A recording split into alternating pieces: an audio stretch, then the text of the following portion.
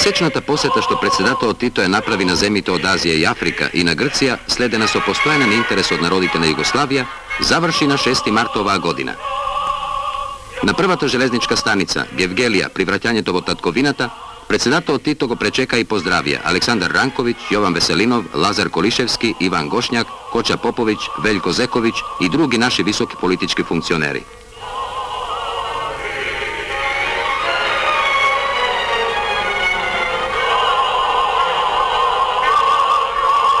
Првата интимна средба на председателот Тито со своите најблиски соработници беше воедно и прво пренесување на впечатоците од далечниот пат, кој што е значаен придонес за афирмацијата на нашата земја, за создавање пријателски односи и јакнење на мирот во светот.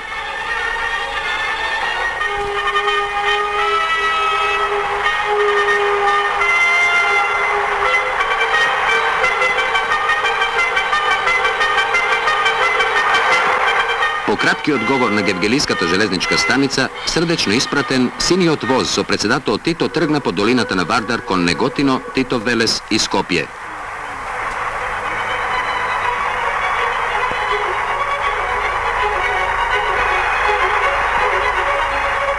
Денес ги нема тука работните дланки на првите бригадири, градители на автопатот на делницата Неготино Демир Капија.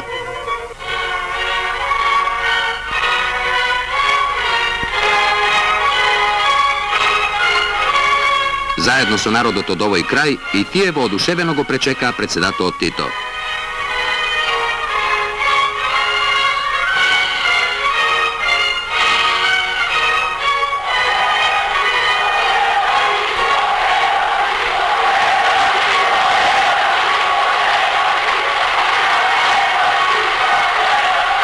Желбите, овациите и скандирањата на југословенската младост од ова ново градилиште, соединети со исто толку спонтаното расположение на народот од Неготино и околината, беше восхит за најсаканиот човек на земјата наша, што високо го подига знамето на мирот и на активната коегзистенција меѓу народите.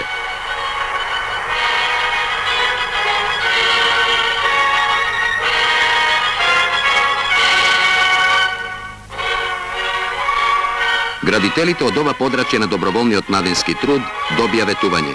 Ке ве посетам во текот на оваа година.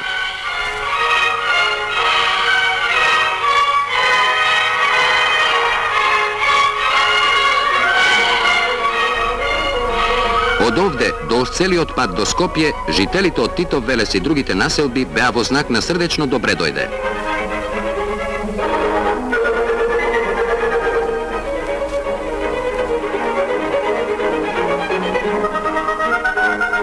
Оној што стана поим за нова Југославија и за незиното место во светот како пример за рамноправност во односите меѓу народите и за општото добро на човештвото, со синиот воз влегува во Скопската железничка станица.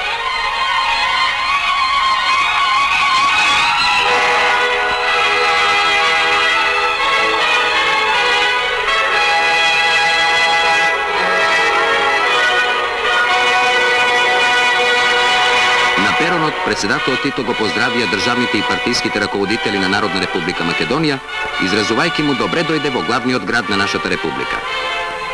Председателот Тито, како и насекаде, и овде донесе пријатно чувство на расположение, наоѓајќи се повторно меѓу нас по една убава и корисна посета на пријателските земји.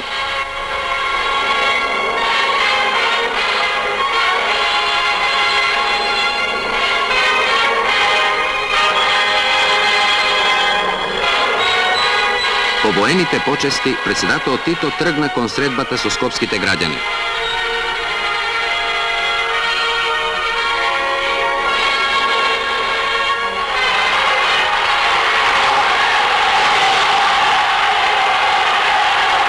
На плоштадот пред железничката станица, околу 200.000 луѓе во празнично расположение се слеа во заеднички стисок на раката, се претопија во излив на поздрави, зашто имаат можност да го видат првиот ден по пристигнувањето во татковината. Драги граѓани града Скопје, драги другови и другарице, дубоко сам дирнут и ја, и svi mi koji smo došli iz ovog dalekog puta na ovom zaista veličanstvenom, zaista toplom i srdačnom dočeku koga ste vi nama ovdje priredili.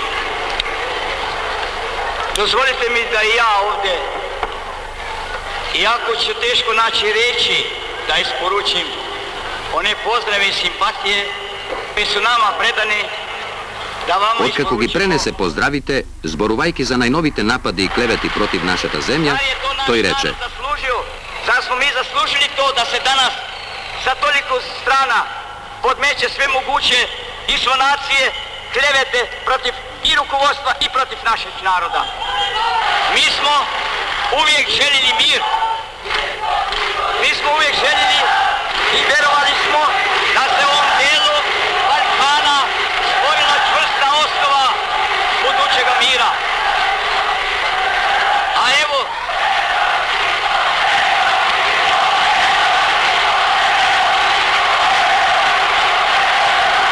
Ovoj veličestven miting go završija negovite zborovi. neka živi narod Makedonije, neka živi Federativna Narodna Republika Jugoslavije.